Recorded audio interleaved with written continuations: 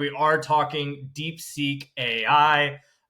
Skeptical or skepticism, I think, is a word DKI would use or you would use in terms of the claims that are coming out of there. Thing number 3, Gary, DeepSeek AI is interrupting U.S. equity markets. All right. So, Rob, as everybody knows at this point, a Chinese company called DeepSeek announced a large language model, a competitor to ChatGPT, Gemini, all the other US-based AI options. And they basically said they spent $6 million on training costs using only $50 million worth of second-rate NVIDIA GPUs. And they basically were saying, yeah, look, we cut our costs and the price by something like 95%. And, you US companies that have spent a fortune, you've wasted your money. And I'm not so sure that's all true. Over the past couple of weeks, in addition to a bunch of other investors and people who study these things, I spoke with energy experts, and I spoke with an expert who designs AI data centers. And I like these data centers that are being built and powered by nuclear reactors. And I'm highly skeptical of a lot of these claims and rumors. I don't actually believe DeepSeek's claim that they, spent just $6 million of training using $50 million of equipment.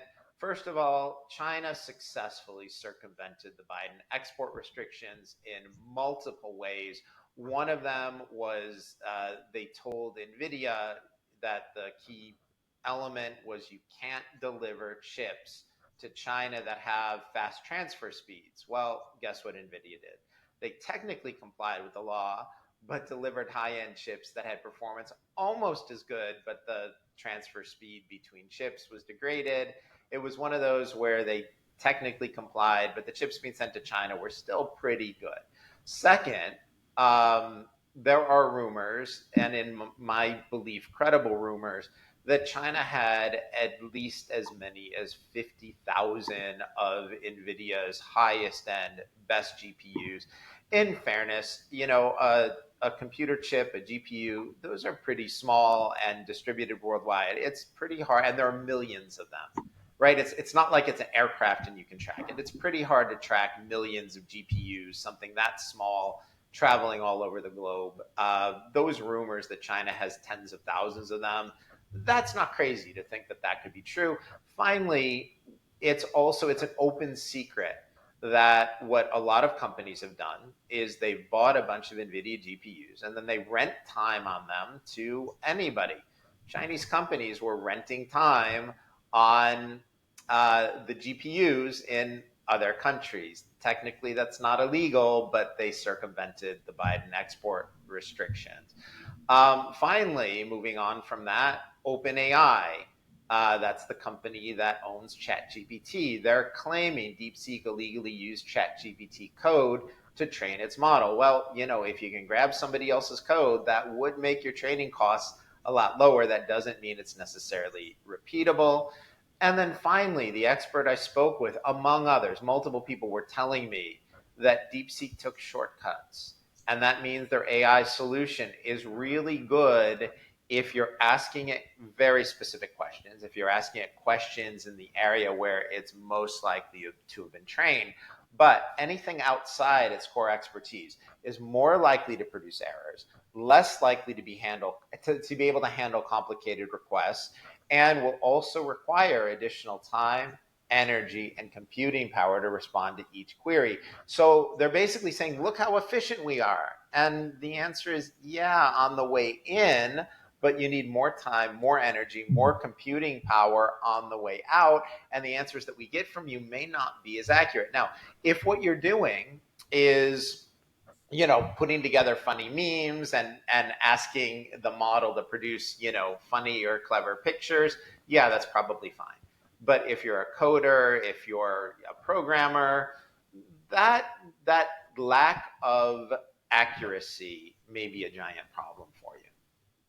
Gary, let's take DeepSeek's efficiency claims seriously, right? I know there were fears in the market that AI demand wouldn't materialize. You saw some shift in power and nuclear markets. Gary, do you think there is a situation where we won't need more power? I don't think that situation, Rob, is even a remote possibility.